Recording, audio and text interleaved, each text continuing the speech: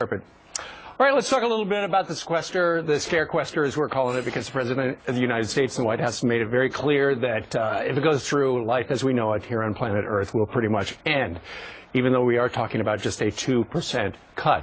The Republicans had been giving it to the White House. Hey, you know, we've come up with some plans. We passed 2 bills.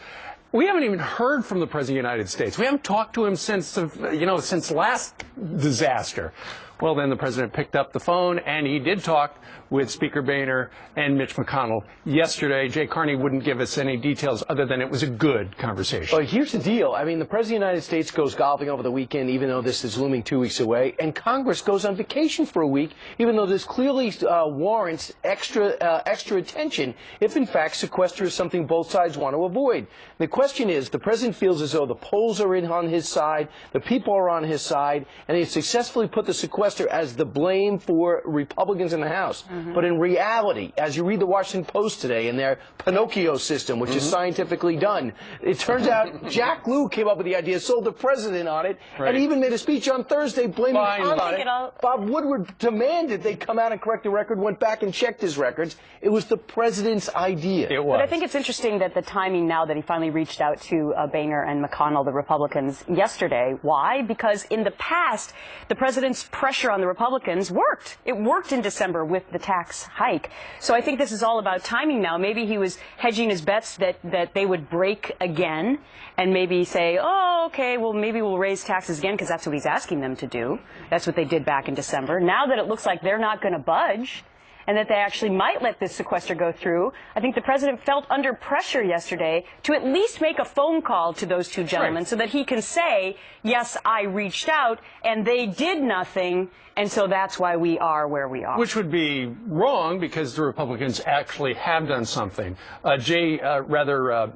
Boehner's spokesperson said, the President shouldn't be talking to the Republicans. He should be talking to the Democrats because the Democrats in the Senate actually next week are going to introduce a bill that would replace part of the sequester with a minimum 30% tax on millionaires. Great first step. Rubbing the Republicans' nose in the fact that they gave up tax cuts last time. Yesterday, Jay Carney at the White House in the briefing said, something might happen, but the Republicans are going to have to cave. There's some responsibility here on the Republican side to do what the President has done, which is to hear what the American people are saying, which is, please compromise, please be reasonable.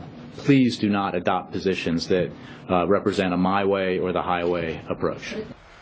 But that's what we got. It's interesting because he's throwing out that word compromise. I think he knows that the American public likes to hear that word compromise because nothing's getting done. The only thing is that last time Republicans feel like there wasn't that much of a compromise from the President.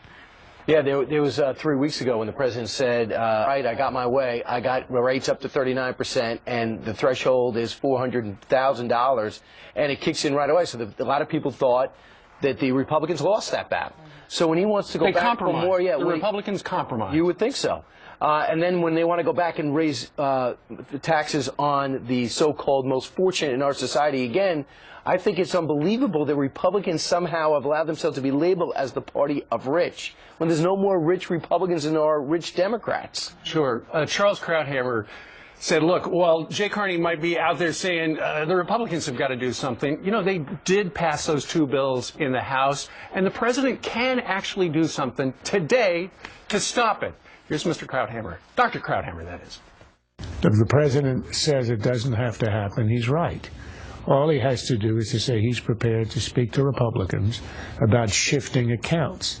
In other words, by having the same amount of cuts, but actually having to make choices, priorities, which is what governing is all about. And that's why you have a budget. X is important, so it gets supported. Y is less important, it gets cut. He is saying, I'm not going to do that. He's going to say, I'm cutting air traffic controllers. I'm going to allow people to go to the airport and have an hour-and-a-half wait. Border security is going to be cut. So he's going to try to make this seem as painful as possible. Because the President is the one, it's the administration that actually picks what is going to be cut. And so what Charles Krauthammer was talking about was, let's have transfer authority where you're going to have to reduce the budget by about 2.5%. So give them the authority to pick, rather than take a little money out of the conference bucket of cash and put it over in payroll so people don't get furloughed.